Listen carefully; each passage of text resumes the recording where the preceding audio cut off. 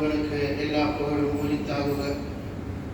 சலாத்தும் சலாமும் நம் உயிரினும் மேலான தலைவர் முஹம்மது ரசூலுல்லாஹ் ஸல்லல்லாஹு அலைஹி வஸல்லம் அவர்கள் மீதும், அந்த அண்ணலம் பெருமானார் ஸல்லல்லாஹு அலைஹி வஸல்லம் அவர்களுடைய அடிச்சுவற்றை வழுவாது பின்பற்றி வாழ்ந்த உத்தம சத்திய சஹாபா பெருமக்கள், தாபிஈன்கள், தாபிஈன்கள், வலிமார்கள், நாதாக்கள், நல்லவர்கள், சுஹதாக்கள், குறிப்பாக இந்த மஜ்லிஸில் அமர்ந்திருக்கும் நம் அனைவர் மீதும் அல்லாஹ்வின் அன்பும் அருளும் என்றென்றும் குறைவின்றி நிறைவாக பொழியட்டுமாக. நாம் எல்லாம் அழைக்கும் நேரத்தில் அஷ்ஹது அன் லா இலாஹா இல்லல்லாஹ் வ அஷ்ஹது அன்ன முஹம்மதன் அப்துஹு வ ரசூலுஹு என்ற திருக்கலிமாவை உதட்டளவில் அல்ல உள்ளத்தால் மொழிந்து மரணிக்கும் நசீபை அல்லாஹ் நம் அனைவருக்கும் தந்துள் பாலிப்பானாக. நம்முடைய வாழ்க்கையில் தெரிந்தோ தெரியாமலோ ஏற்பட்டுவிட்ட சிறிய பெரிய குற்றமுறைகளை, பிழைகளை, பாவங்களை கருணைமிக்க ரப்புல் ஆலமீன் மன்னித்து அவனுடைய திரு பொருத்தத்தை பெற்ற சாலிஹான மக்களின் கூட்டத்தில் என்னையும் உங்களையும் சேர்த்து அருள்வாரிப்பானாக.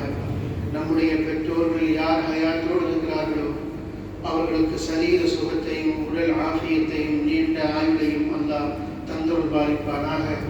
நம்முடைய பெற்றோர்கள் யார் நம்மை விட்டும் பிரிந்து சென்று விட்டார்களோ அந்த பெருமக்களுடைய பிழைகளை பொறுத்தருள்வானாக. அவருடைய கபறுகளை அல்லாஹ் விசாலப்படுத்துவானாக. நாளை மறுமை தினத்தில் ஜன்னாத்துல் ஃபிர்தௌஸினும் உயர்ந்த சுவனத்தில் அவர்களை கண்டுபிடிக்கும் வாக்கியத்தை அல்லாஹ் நம் அனைவருக்கும் தந்தருள்வாரிப்பானாக. சங்கைக்கும் பெருமதிப்புக்கும் உரிய அல்லாஹ்வின் நல்லடியார்களே, நாம் பின்பற்றக்கூடிய நம்முடைய மார்க்கம் அல்லாஹ் ஜல்ல சுப்ஹானஹு வ தஆலாவால் ஒப்புக்கொள்ளப்பட்ட மார்க்கம்.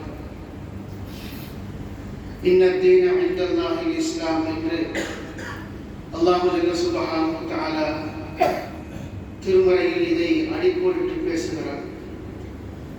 உலகத்தில் எத்தனையோ தத்துவங்களும் மதங்களும் சித்தாந்தங்களும் கொள்கைகளும் கோட்பாடுகளும் அதை உருவாக்கியவர்களும் அதன் வழி வழிகாட்டியவர்களும் வழி நடந்தவர்களும் இருந்தாலும் கூட அவற்றுக்கும் நம்முடைய மார்க்கத்திற்குமான பல்வேறு வித்தியாசங்கள், வேறுபாடுகளில் மிக முக்கியமானது நாம் எப்பொழுதும் எல்லா இடத்திலும் சொல்லக்கூடிய நம்முடையது மதம் அல்ல, ஒரு வாழ்க்கை நெறி. மனிதர்கள் எப்படி வாழ வேண்டும், வாழக்கூடாது என்பதை அவனுக்கு எல்லா காலகட்டத்திலேயும் வழிகாட்டக்கூடிய ஒரு அற்புதமான ஒரு பாதை, ஒரு நெறி இஸ்லாம். மற்ற சித்தாந்தங்களிலே இருந்து நம்முடைய மார்க்கத்தை வேறுபடுத்தி காட்டுவதும் அது கற்றுத்தரக்கூடிய உயர்ந்த பண்புகள் தான். இஸ்லாத்தில் எப்படி விவாதத்துகளுக்கு முக்கியத்துவம் இருக்கிறதோ அதே போல உயர்ந்த பண்பாடுகளுக்கும் குண நலன்களுக்கும் முக்கியத்துவம் தருகிறது. வெறுமனே வழிபாட்டு முறைகளுக்கு மட்டுமே முக்கியத்துவம் தரக்கூடிய மார்க்கமாக நம்முடைய மார்க்கம் இருந்திருக்குமானால் வெறுமனே அது சடங்காக, சம்பிரதாயமாக அது சுருங்கி போயிருக்கும். மற்ற சமயங்கள் எப்படி சம்பிரதாயங்களாக, சடங்குகளாக சுருங்கி போகின்றனவோ அதே போல நம்முடைய மார்க்கமும் காலத்தால் அழிந்து போயிருக்கும். அது இன்றைக்கு வரைக்கும் நிலைத்திருப்பதற்கு என்ன காரணம் என்றால் அது கற்றுத்தரக்கூடிய பண்பாடு, நாகரீகம், உயர்ந்த குணங்கள்.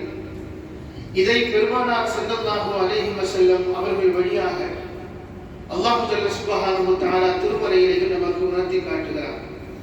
திருக்குர்ஆனும் சரி, நபிகளாருடைய பொன்மொழிகளும் சரி, அவை இபாதத்துகளை பற்றி பேசியதை விடவும் உயர்ந்த பண்புகளையும் நாகரீக நடைமுறைகளையும் சிறந்த குண ஒழுக்கங்களையும் பற்றி தான் அதிகமாக பேசுகின்றன. வரலாற்று அறிஞர்கள் வியப்போடு சொல்லுகிற ஒரு செய்தி, இத்தனை நூற்றாண்டுகள் தாண்டி, இத்தனை தலைமுறைகளை தாண்டி இஸ்லாம் எல்லா காலத்திற்கும் கைமாறி வந்திருக்கிறது என்றால் அதற்கான காரணம் தலைமுறைகளையும் தாண்டி அவர்கள் பின்பற்றி வந்த குண ஒழுக்கங்களும் பண்பாடுகளும் தான் என்று வரலாற்று அறிஞர்கள் சொல்வார்கள். ஒரு முஸ்லிமுடைய தோற்றம் தரக்கூடிய ஈர்ப்பை விடவும், அவனுடைய வணக்க வழிபாடுகளில் தரக்கூடிய கவர்ச்சியை விடவும், அவன் பின்பற்றக்கூடிய சின்ன ஒரு பண்பு, அவன் வெளிப்படுத்தக்கூடிய ஒரு சின்ன ஒரு குண நலன், அது பிற மக்களை இஸ்லாத்தின் பக்கம் எளிதில் ஈர்க்கக்கூடிய அம்சமாக இருப்பதை நாம் பார்க்க முடியும்.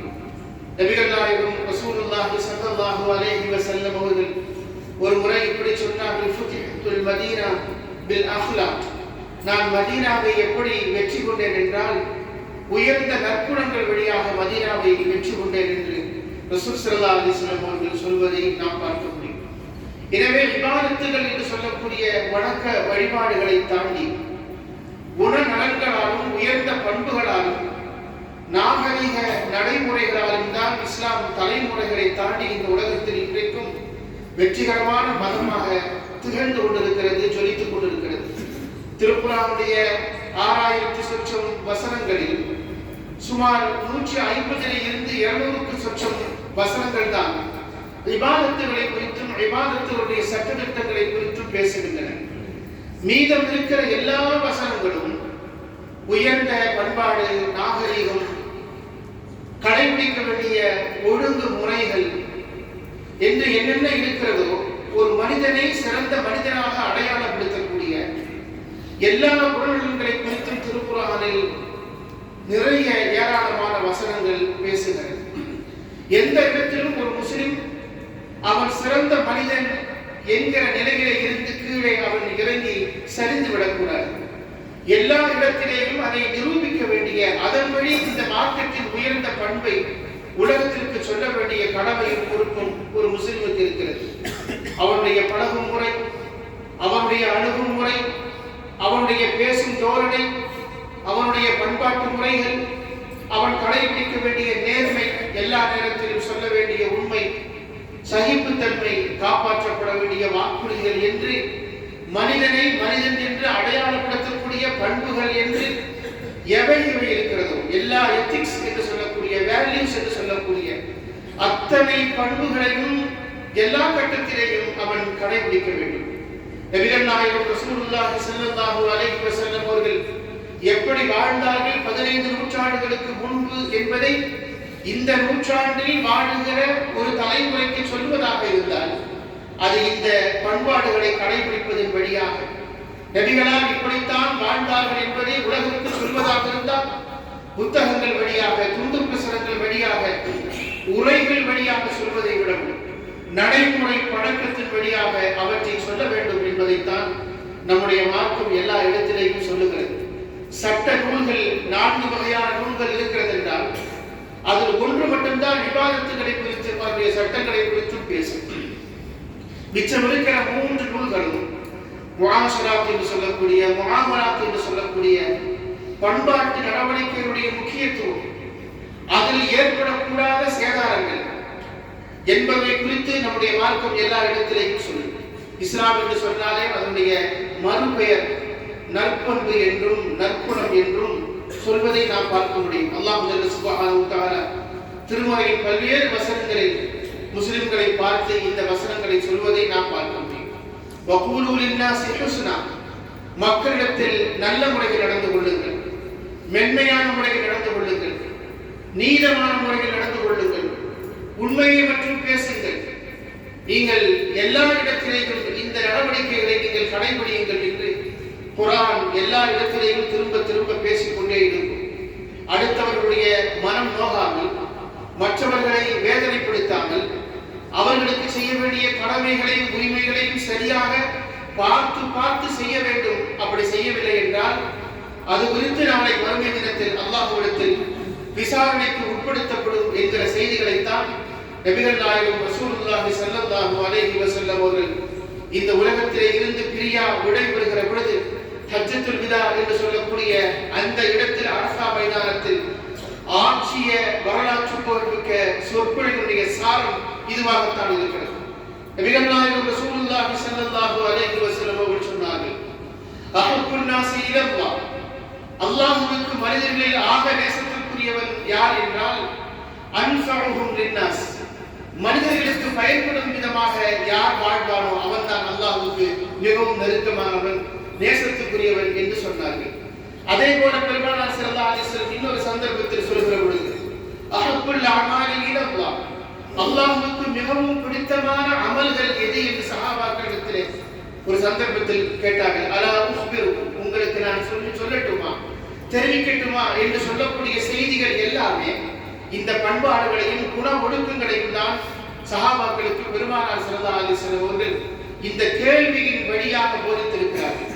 அஹப்புல் அமாலி இலல்லாஹ், அல்லாஹ்வுக்கு மிகவும் பிடித்தமான அவனுடைய நேசத்திற்குரிய நற்காரியங்கள் நல்ல அமல்கள் எது தெரியுமா என்று பெருமானார் ஸல்லல்லாஹு அலைஹி வஸல்லம் கேட்டுவிட்டு தொழுகையை குறித்தோ அல்லது மற்ற இபாதத்துகளை குறித்தோ பேசுவதை விடவும் சமூகத்தோடு அவனுக்கு இருக்கக்கூடிய தொடர்புகளை குறித்து பெருமானார் ஸல்லல்லாஹு அலைஹி வஸல்லம் பேசுகிறார்கள்.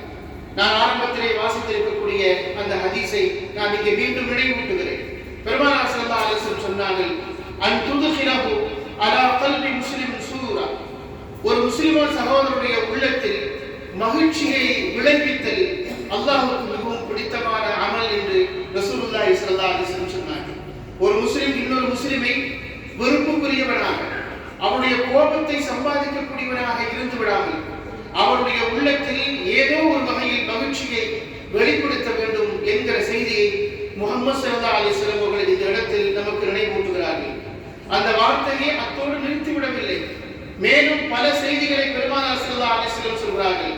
வஅன் துத்இமஹு குபஸன் அவ் தஆமன், அவன் பசியோடு இருக்கும் பட்சத்தில் அவனுடைய பசியை போக்கும் விதமாக அவனுக்கு ரொட்டியோ இன்னும் உணவுகளை கொடுத்து அவனுடைய பசியை போக்குவது அல்லாஹ்வுக்கு மிகவும் பிடித்தமான அமல் என்று சொன்னார்கள். பெருமானார் ஸல்லல்லாஹு அலைஹி வஸல்லம் தொடர்ந்து சொன்னார்கள், வஅன் தக்லியா அன்ஹு தைனன், அவனுக்கு ஏதேனும் கடன் இருக்கும் என்றால் அந்த கடனை நிறைவேற்றுவதற்கு நீங்கள் ஏற்பாடு செய்ய வேண்டும். உங்களால் கடன் கொடுத்து அவனுடைய கடன் பிடியிலே இருந்து அவனை காப்பாற்ற முடியும் என்றால் அவனை அந்த வழியிலே நீங்கள் காப்பாற்ற வேண்டும், அல்லது அதற்கான ஏற்பாட்டை நீங்கள் செய்ய வேண்டும். அவன் தாகத்தோடு இருந்தால் அவனுக்கு தாகத்தை தீர்ப்பதற்கு தண்ணீரை நீங்கள் புகட்ட வேண்டும்.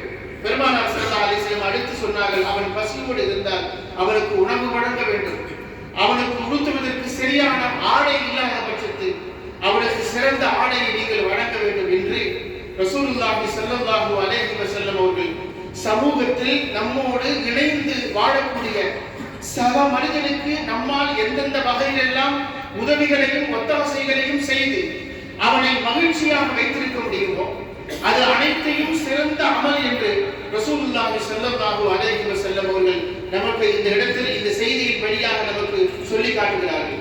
அல்லாஹ்விடத்தில் நல்ல பெயர் எடுப்பதற்காக 1000 ருக்கூகளை, சுஜூதுகளை, தொழுகைகளை நாம் செய்வதை விடவும் அதற்கும் நன்மைகள் இருந்தாலும் கூட அல்லாஹ்வுக்கு பிடித்தமான அவனுடைய நெருக்கத்தை பெற்றுத்தரக்கூடிய அமல்களில் ஒருவனுடைய தாகத்தை நீக்குவது, ஒருவனுக்கு உணவூட்டுவது, ஒருவனுடைய நிர்மாணத்தை மறைப்பது, ஒருவனுடைய கடனை போக்குவதற்காக உதவுவது, ஒருவனுடைய பசியை போக்குவது என்று இந்த அழகிய பண்புகளை பெருமானார் ஸல்லல்லாஹு அலைஹி வஸல்லம் அவர்கள் இந்த இடத்தில் நமக்கு மென்மேலும் நினைவூட்டி காட்டுவதை நாம் பார்க்க முடியும். துனியாவில் நாம் யாரையாவது நோகடித்து விட்டு, துனியாவில் யாருக்கும் எந்த மகிழ்ச்சியும் தந்துவிடாமல் யாரையாவது நாம் வேதனைப்படுத்தி விட்டு மறுமையில் அல்லாஹ்விடத்தில் ஒருபோதும் தப்பித்துக் கொள்ள முடியாது என்பதை ரசூலுல்லாஹி ஸல்லல்லாஹு அலைஹி வஸல்லம் அவர்கள் எல்லா இடத்திலேயும் அடிக்கோடிட்டு எச்சரித்துக் கொண்டே இருந்தார்கள். அல்லாஹ்வுக்கு செய்ய வேண்டிய கடமைகள் என்று என்னென்ன இருக்கின்றனவோ அவற்றில் எந்த குறைபாடுகள் ஏற்பட்டாலும் அதை மன்னிப்பதும் மன்னிக்காமல் இருப்பதும் அல்லாஹ்வுடைய கிருபையை பொறுத்த விஷயம். ஆனால் அவன் சக மனிதனுக்கு, அவனோடு இணைந்து வாழக்கூடிய சமூகத்தில் இருக்கக்கூடிய இன்னொரு மனிதனுக்கு ஒரு துன்பத்தை விளைவித்திருந்தார், ஒரு சோதனையை அவன் தந்திருந்தார், அவனுடைய உரிமைகளை அவன் பறித்திருந்தார். அதற்கெல்லாம் அவன் மன்னிக்காதவரை அல்லாஹ் சுப்ஹானஹு வ தஆலா ஒருபோதும் அவனை மன்னிக்க முடியாது என்பதை ரசூலுல்லாஹி ஸல்லல்லாஹு அலைஹி வஸல்லம் அவர்கள் எல்லா இடத்திலேயும் மேற்கோள் காட்டி இந்த உம்மத்தை எச்சரித்து வந்திருப்பதை நாம் ஹதீஸ் கிரந்தங்களில் இருந்து நிறைய செய்திகள் வழியாக நாம் புரிந்து கொள்ள முடியும். நமக்கெல்லாம் தெரியும், சஹாபாக்களை பார்த்து ஒரு முறை ரசூல் ஸல்லல்லாஹு அலைஹி வஸல்லம் இப்படி கேட்டார்கள், மனில் முஃப்லிஸ், யார் ஏழை, என்று கேட்டார்கள். மனில் முஃப்லிஸ் என்று சொன்னால் ஓட்டாண்டி என்று பொருள். ஒரு காலத்தில் செழிப்பாக இருந்தவர், வசதியாக இருந்தவர், நல்ல பண வசதியோடு இருந்தவர். திடீரென்று அவனுக்கு ஏற்பட்ட நட்டத்தின் காரணத்தினால், நெருக்கடியின் காரணத்தினால் அவன் திடீரென்று சமூகத்தில் ஏழையாக, பரம ஏழையாக அறியப்படுவார். அவனுக்கு முஃப்லிஸ் என்று சொல்லப்படும். மனில் முஃப்லிஸ், யார் முஃப்லிஸ் என்று உங்களுக்கு தெரியுமா என்று சஹாபாக்களிடத்தில் கேட்கும் பொழுது சஹாபாக்கள் சொன்னார்கள், அல்லாஹு வ ரசூலுஹு ஆலம். யா ரசூலல்லாஹ், அல்லாஹ்வுக்கும் அல்லாஹ்வுடைய தூதருக்கும் தான் நன்கு தெரியும் என்று சொன்னார். பெருமானார் ஸல்லல்லாஹு அலைஹி வஸல்லம் சொன்னார்கள், நாளை மறுமை தினத்தில் ஒரு அடியார் வருவார். அவர் துனியாவில் எவ்வளவு நன்மையான நல்லவர்கள் செய்திருக்கிறார்கள் அது அனைத்தையும் தூக்கிக் கொண்டு மறுமையிலே அவர் வருவார். நிறைய தொழுதிருப்பார், நிறைய சகாத்துகளை கொடுத்திருப்பார், தான தர்மங்களை செய்திருப்பார், இபாதத்துகள் என்று என்னென்ன இருக்கின்றனவோ எல்லாவற்றையும் சுமந்து கொண்டு அதனுடைய நன்மைகளை சுமந்து கொண்டு அவர் நாளை மறுமை தினத்திலே வருவார். அல்லாஹ்விடத்தில் அதை குற்றத்தாக ஆதாரமாக காட்டி அவர் விசாரணையிலிருந்து தப்பித்து அந்த விசாரணையை எதிர்கொண்டு சொர்க்கவாசியாக மாறிவிட வேண்டும் என்பதற்காக இந்த இபாதத்துகளை எல்லாம் அவர் நாளை மறுமை தினத்தில் அல்லாஹ்விடத்திலே கொண்டு வருவார். இந்த செய்திகளை சொல்லுகிற பொழுது பொதுவாக சொர்க்கத்தை குறித்தும் நரகத்தை குறித்தும் கியாமத்துடைய காட்சிகளை குறித்தும் ரசூல் ஸல்லல்லாஹு அலைஹி வஸல்லம் அவர்கள் சஹாபாக்களுக்கு சொல்லிக் கொண்டே இருக்கிற பொழுது திடீரென்று தேம்பி அழ ஆரம்பித்து விடுவார்கள். சஹாபாக்கள் கேட்பார்கள், இவ கைத்த யா ரசூலல்லாஹ், நல்ல விஷயத்தை சொல்கிற பொழுது ஏன் இப்படி குலுங்கி குலுங்கி அழுகிறீர்கள் என்று கேட்கிற பொழுது சஹாபாக்களுக்கு சொல்வார்கள், கியாமத்தினால் எப்படிப்பட்ட நாள் தெரியுமா? அது ஒரு மனிதன் கொண்டு வரக்கூடிய நல்ல அமல்கள் அனைத்தையும் அவனால் பாதிக்கப்பட்ட மனிதன் அல்லாஹ்விடத்தில் புகார் சொல்லி எல்லா அமல்களையும் அப்படியே பறித்துக் கொண்டு போய்விடுவான். இந்த மனிதன் அங்கே ஓட்டாண்டியாக பரம ஏழையாக இருந்து கொண்டிருப்பான். கியாமத்தினால் அப்படிப்பட்ட நாள் தான். எனவே அடுத்தவர்களுக்கு வேதனையை தருவதை, அடுத்தவர்களுக்கு தீங்கு விளைவிப்பதை நீங்கள் பயந்து கொள்ளுங்கள். நாளை மறுமை தினத்தில் நீங்கள் அல்லாஹ்விடத்தில் நிறைய அமல்களை கொண்டு வருவீர்கள். உங்களால் பாதிக்கப்பட்ட ஒரு அடியார் அல்லாஹ்விடத்திலே முறையிடுவார். இவர் என்னை ஏசினார், இவர் எனக்கு அநீதம் செய்தார், இவர் எனக்கு துரோகம் செய்தார், இவர் எனக்கு தர வேண்டிய ஹக்கை சரியாக தரவில்லை என்று நம்மை குறித்து அல்லாஹ்விடத்தில் அவர் புகார் சொல்வார். புகார் சொன்னதன் விளைவாக என்ன அங்கே நடக்கும் என்றால், அவர் செய்திருக்கிற பாவங்களை எல்லாம் உங்களுடைய தலையிலே கட்டி வைத்துவிட்டு நீங்கள் கொண்டு வந்த நல்லமல்களை எல்லாம் அவர் பறித்துக் கொண்டு போய்விடுவார். இவர்தான் ஓட்டாண்டி, இவர்தான் பரம ஏழை, எனவே நீங்கள் பரம ஏழையாக இருப்பதை பயந்து கொள்ளுங்கள் என்று முஹம்மது ஸல்லல்லாஹு அலைஹி வஸல்லம் அவர்கள் சொன்னார்கள். துனியாவுடைய வாழ்க்கையில் யாருக்கு எந்த துரோகத்தை, எந்த இழுக்கை, எந்த அநீதியையும் செய்துவிட்டு மறுமை தினத்தில் அல்லாஹ்விடத்தில் அமல்களை வைத்து தப்பித்துக் கொள்ளலாம் என்று யாரும் எளிதில் தப்பிவிட முடியாது என்பதைத்தான் இந்த இடத்தில் நபிகள் நாயகம் ரசூலுல்லாஹி ஸல்லல்லாஹு அலைஹி வஸல்லம் சொன்னார்கள். நம்முடைய இமாம்கள் அவர்கள் அந்த தீனுடைய கல்வியை இல்மை கற்றுக்கொள்வதற்கான பயணத்தை தொடங்கும் பொழுது அவருடைய தாய்மார்கள் அவர்களுக்கு சொல்லித் தரக்கூடிய உயர்ந்த ஒரு அறிவுரையை அவர் தன்னுடைய சுயசரிதையிலே பதிவு செய்வார்கள்.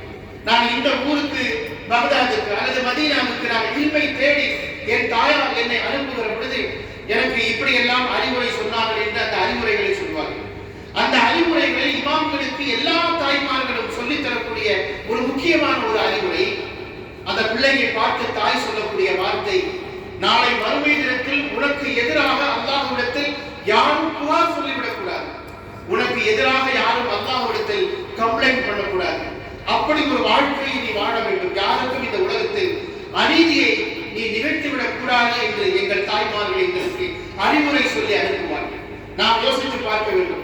காலையிலே இருந்து மாலை வரை அல்லது இத்தனை ஆண்டு கால நம்முடைய வாழ்க்கையில் நம்மை குறித்து யாரும் மறுமை தினத்தில் அல்லாஹ்விடத்தில் புகார் சொல்ல மாட்டார்கள் என்று உத்தரவாதம் தரக்கூடிய வாழ்க்கையாக நம்முடைய வாழ்க்கை இருக்கிறதா என்பதை நாம் யோசிக்க வேண்டும். நம்மை குறித்து யார் யாரெல்லாம் அல்லாஹ்விடத்தில் புகார் சொல்வார்கள்? நம்முடைய கொடுக்கல் வாங்கல் முறை, நம்முடைய பேச்சு, நம்முடைய நடவடிக்கைகள், நம்முடைய அணுகுமுறை எதுவாக இருந்தாலும் அது அனைத்தும் அல்லாஹ்வுடைய சன்னிதானத்தில் அவனுக்கு முன்னால் விசாரணைக்காக வருகிற பொழுது நம்முடைய அமல்களை பறித்துக் கொண்டு ஓடுவதற்கு ஒருவர் அங்கே நிற்பார். அப்படியான ஒரு வாழ்க்கையாக நம்முடைய வாழ்க்கை ஒருபோதும் இருந்து விடக்கூடாது. அல்லாஹ்வுக்கு முன்னால் நம்மோடு வாழ்ந்திருப்பவர்கள், அது நம்முடைய பிள்ளையாக இருந்தாலும், நம்முடைய மனைவியாக இருந்தாலும், நம்மை பெற்றவர்களாக இருந்தாலும், நம்மோடு இணைந்து பயணிக்கக்கூடிய நண்பர்களாக இருந்தாலும், அண்டை வீட்டுக்காரனாக இருந்தாலும், சக பயணியாக இருந்தாலும், யாராக இருந்தாலும் வந்து நாளை அவன் நம்மை குறித்து புகார் சொல்லக்கூடாது, நம்மை குறித்து அவன் கம்ப்ளைண்ட் சொல்லக்கூடாது. அப்படி சொன்னால் என்ன நிகழும்? அங்கே அல்லாஹ் நீதியை நிலைநாட்டுவதற்காக நாம் கொண்டு வந்திருக்கிற எல்லா அமல்களையும் பறித்து அவரிடத்தில் ஒப்படைத்து விடுவான். அவன் செய்திருக்கிற பாவங்களை எல்லாம் கொண்டு வந்து நம் தலையிலே அவன் சுமத்தி விடுவான் என்கிற ரீதியில் அங்கே நடவடிக்கைகள் இருக்கும் என்பதைத்தான் முகமது ஸல்லல்லாஹு அலைஹி வஸல்லம் அவர்கள் நமக்கு இந்த இடத்தில் சொல்கிறார்கள். அதனால் தான் முகமது ஸல்லல்லாஹு அலைஹி வஸல்லம் அவர்கள் தன்னுடைய வஃபாத்தின் பொழுது, வஃபாத் நெருங்குகிற அந்த காலகட்டத்தில் சஹாபாக்களோடு பேசிக் கொண்டிருக்கிற பொழுது யார் யாருக்கெல்லாம் என்னென்ன உதவிகளை செய்தார்கள், யார் யாருக்கெல்லாம் என்னென்ன உதவிகளை செய்ய வேண்டும் என்பதை பட்டியலிடுகிற அந்த சந்தர்ப்பத்தில் தான் துனியாவுடைய வாழ்க்கையில் உங்களை குறித்து நான் ஏதேனும் தப்பாக பேசியிருந்தால், துனியாவுடைய வாழ்க்கையில் உங்களுக்கு நான் ஏதேனும் சோதனைகளை தந்திருந்தால், வேதனைகளை செய்திருந்தால், அதை நீங்கள் இந்த உலகத்திலேயே நிறைவேற்றிக் கொள்ளுங்கள், நான் அதற்கு தயாராக இருக்கிறேன் என்று முஹம்மது ஸல்லல்லாஹு அலைஹி வஸல்லம் சொன்ன செய்திகளை நாம் வரலாற்றில் பார்க்க முடியும். சஹாபாக்கள் அப்படி ரசூல் ஸல்லல்லாஹு அலைஹி வஸல்லம் இடத்திலே இந்த நேரத்தில் நீங்கள் இப்படி என்னை ஒழுங்குபடுத்தினீர்கள், பதிலுடைய போர்க்களத்தில் நீங்கள் என்னை வரிசையில் ஒழுங்குபடுத்துகிற பொழுது உங்களுடைய கைவசம் வைத்திருந்த தடி என் வயிற்றிலே குத்தியது, அதனால் எனக்கும் அதே போல செய்ய வேண்டும் என்று ஒரு சஹாபி செய்த சம்பவத்தை எல்லாம் நாம் பார்க்க முடியும். பெருமானார் ஸல்லல்லாஹு அலைஹி வஸல்லம் நாளை மறுமை தினத்தில் அல்லாஹ்வை சந்திக்கிற பொழுது இந்த எந்த புகார்களும் எந்த அநீதிகளும் இல்லாத நிலையில் அல்லாஹ்வை சந்திக்க வேண்டும் என்பதற்காக துனியாவுடைய வாழ்க்கையிலேயே அப்படி ஏதேனும் நிகழ்ந்திருந்தால் என்னை மன்னித்துக் கொள்ளுங்கள் என்கிற ரீதியில் சஹாபாக்களிடத்தில் அதற்கான விளக்கங்களை பெற்றுக் கொண்டுதான் பெருமானார் ஸல்லல்லாஹு அலைஹி வஸல்லம் வாழ்ந்திருக்கிறார்கள். முஸ்லிம் என்றால் யார் என்பதை குறித்து பெருமானார் ஸல்லல்லாஹு அலைஹி வஸல்லம் நினைவூட்டுகிற பொழுது தன்னுடைய கரத்தால் ஒரு முஸ்லிம் இன்னொருவர் பாதுகாப்பு பெற்றிருக்க வேண்டும், தன்னுடைய சொல்லாலும் செயலாலும் யார் இன்னொருவருக்கு பாதுகாப்பை வழங்குகிறாரோ அவர்தான் சிறந்த முஸ்லிம் என்று ரசூலுல்லாஹி ஸல்லல்லாஹு அலைஹி வஸல்லம் சொன்னார்கள். மன் சலிமல் முஸ்லிமுன மின் லிசானிஹி வ யதிஹி, ஒரு முஸ்லிமுடைய கரத்தாலும் சொல்லாலும் செயலாலும் நடவடிக்கைகளாலும் பிறர் பாதுகாப்பாக இருக்கிற பொழுதுதான் அவன்தான் சிறந்த முஸ்லிம் என்று அடையாளப்படுத்த முடியும் என்பதை ரசூலுல்லாஹி ஸல்லல்லாஹு அலைஹி வஸல்லம் அவர்கள் சொன்னார்கள். ரசூலுல்லாஹ்வுடைய வெற்றிகரமான வாழ்க்கைக்கு பின்னாலே இருக்கக்கூடிய ரகசியம், நுணுக்கமான விஷயம் என்ன என்று சொன்னால், வாழ்க்கை முழுவதும் இந்த நற்பண்புகளை ரசூல் ஸல்லல்லாஹு அலைஹி வஸல்லம் அவர்கள் கடைபிடித்திருந்தார்கள். அதனால்தான் அல்லாஹ் ஜல்ல சுப்ஹானஹு வ தஆலா இன்னக லஅலா குலுகின் அதீம், பிரம்மாண்டமான விலை மதிக்க முடியாத நற்குணங்களுக்கு சொந்தக்காரராக நீங்கள் இருக்கிறீர்கள் என்று ரசூலுல்லாஹி ஸல்லல்லாஹு அலைஹி வஸல்லம் அவர்களை குறித்து திருமறையின் வசனத்தில் அல்லாஹ் அடையாளப்படுத்துகிறார். பெருமானார் ஸல்லல்லாஹு அலைஹி வஸல்லம் அவர்கள் இந்த நற்குணங்களை குறித்து, நற்பண்புகளை குறித்து, உயர்ந்த அணுகுமுறைகளை குறித்து தொடர்ந்து பேசிக்கொண்டே வந்தார். எல்லா இடத்திலேயும் நீங்கள் அதை கடைபிடிக்க வேண்டும். இன்னமா புரிஸ்தூரி உத்தமின மகாரிமல் அஹ்லாஸ், உயர்ந்த நற்குணங்களை பரிபூர்ணப்படுத்துவதற்காகத்தான் நான் இந்த உலகத்தில் நபியாக வந்திருக்கிறேன். என்னை தாண்டி உங்களுக்கு யாரும் எந்த நற்குணத்தை போதித்து விட முடியாது.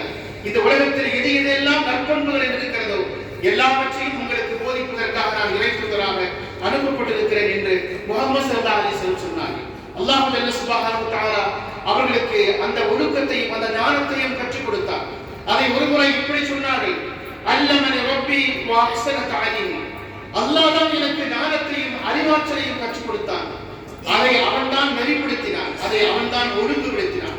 வ அத்தமனி ரப்பி வ அஹ்ஸன தஅதீமி, அல்லாஹ் தான் எனக்கு ஒழுக்கத்தையும் உயர்ந்த விழுமியங்களையும் கற்றுக் கொடுத்தான்.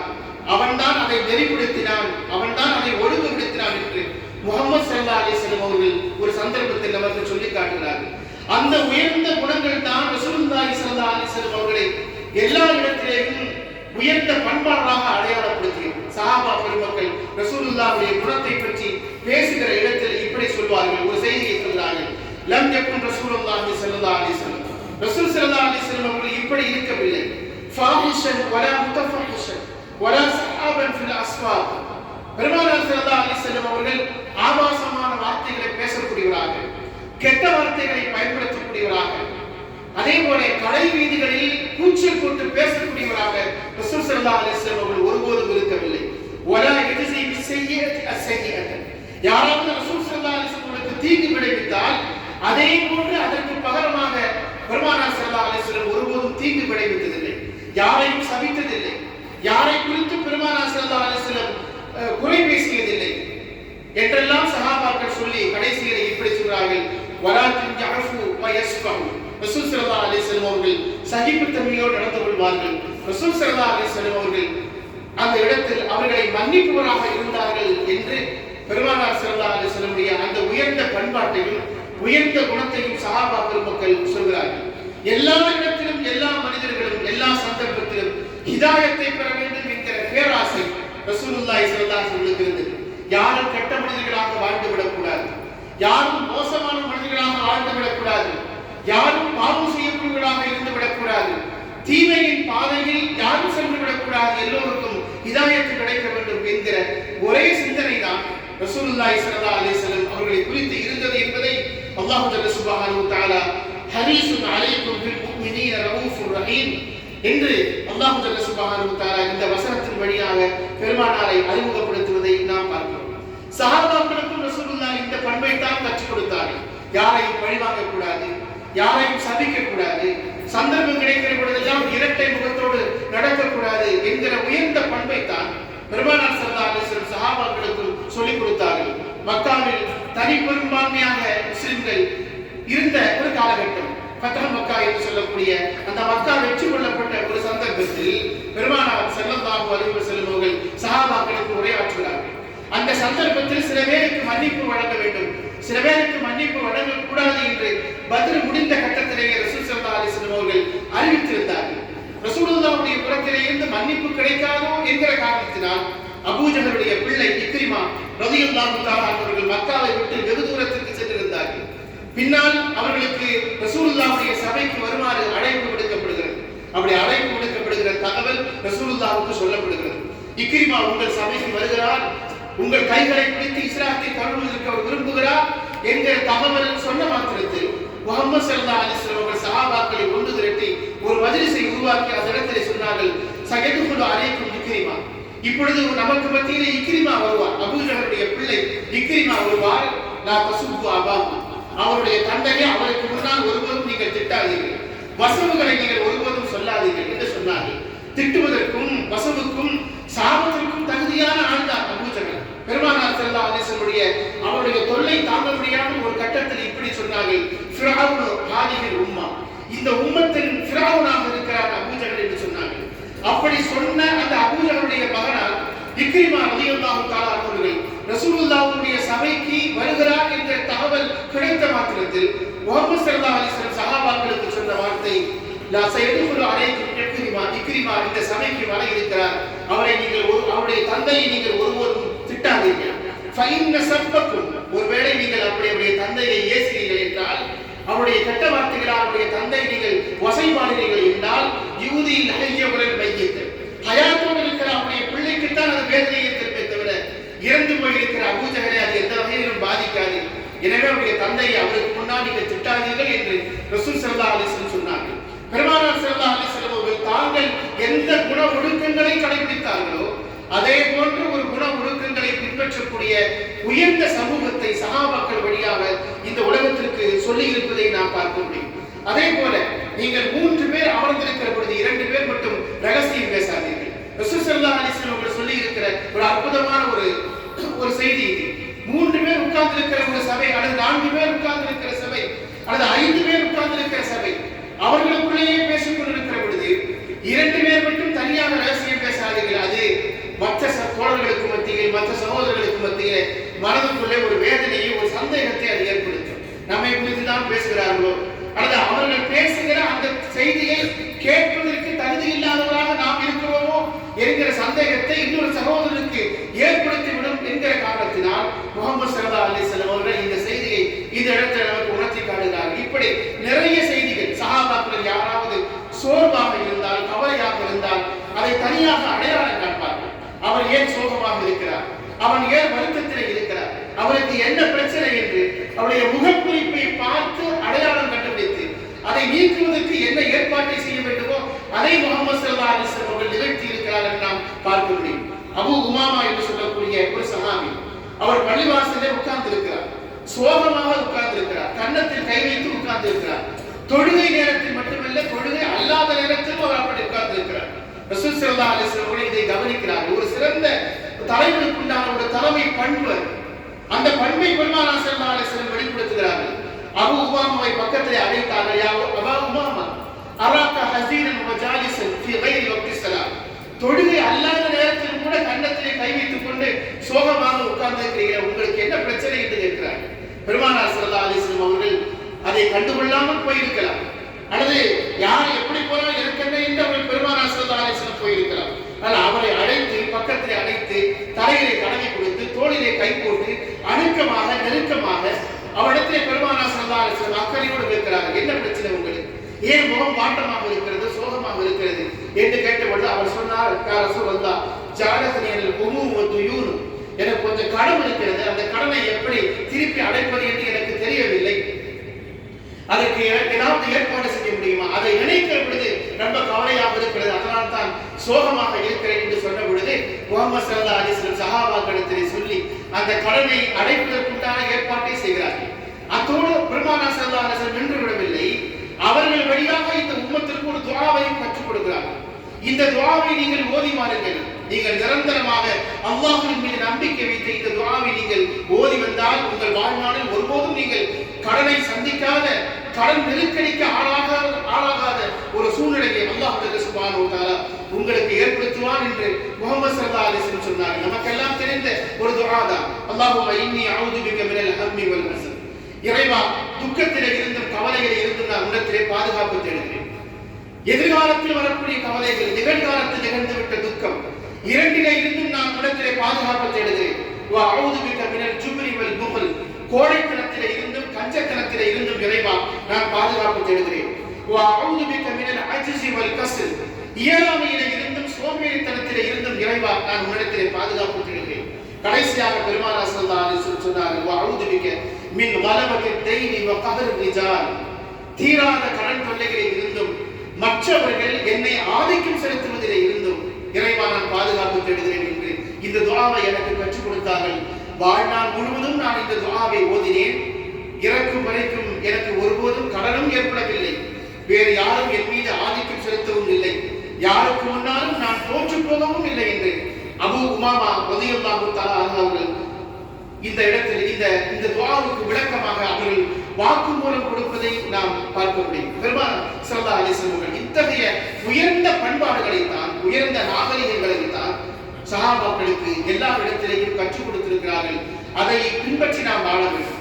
வணக்க வழிபாடுகள் எப்படி நாம் உயர்ந்த இடத்தில் இருக்கிறோம், வணக்க வழிபாடுகள் நாம் எப்படி தீவிரம் காட்டுகிறோமோ, வணக்க வழிபாடுகள் இபாதத்துகள் நாம் எப்படி ஆர்வம் காட்டுகிறோமோ, அது மட்டும் இல்லாமல் இந்த உயர்ந்த நற்குணங்கள், உயர்ந்த பண்பாடு, உயர்ந்த அணுகுமுறைகள், கொடுக்கல் வாங்கல் எல்லாவற்றிலையும் நீளமாகவும் நேர்மையாகவும் நடக்க வேண்டும். அதுதான் ஒரு உண்மையான முஸ்லிமின் அடையாளமாக இருக்க முடியும்.